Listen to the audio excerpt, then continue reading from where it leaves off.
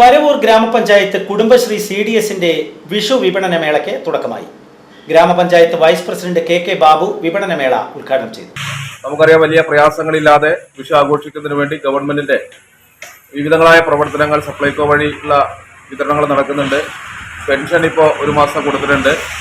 കുടുംബശ്രീ സംവിധാനം ഉപയോഗപ്പെടുത്തി നാം ഉണ്ടാക്കിയ ഉൽപ്പന്നങ്ങൾ നമ്മുടെ വിപണിയിലൂടെ തന്നെ വിറ്റഴിക്കുന്ന ഒരു സംവിധാനത്തിലാണ് ഇത്തവണത്തെ വിഷുചന്ത 3 ദിവസങ്ങളിലായി നടക്കുന്നത്.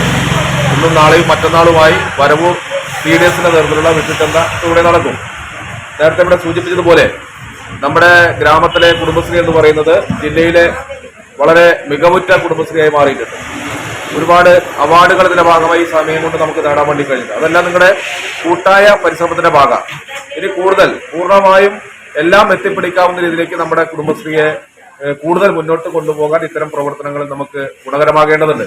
നമ്മുടെ ഈ ഇത്തവണത്തെ സംസ്ഥാന സർക്കാരിന്റെ തന്നെ പ്രഖ്യാപനം നമുക്ക് നമ്മുടെ ഗ്രാമത്തെ തരിശുരഹിത ഗ്രാമമാക്കി പോകാൻ വേണ്ടി പോകും.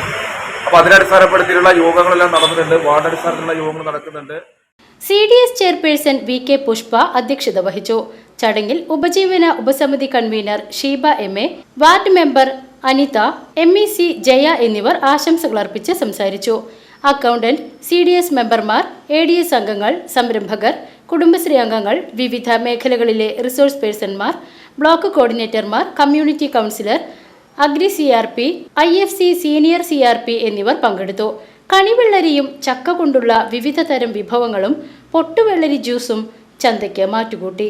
അടിസ്ഥാന സൗകര്യ വികസന ഉപസമിതി കൺവീനറായ റസിയ VV സന്നിഹിതയായിരുന്നു. VCV news, Varavoor.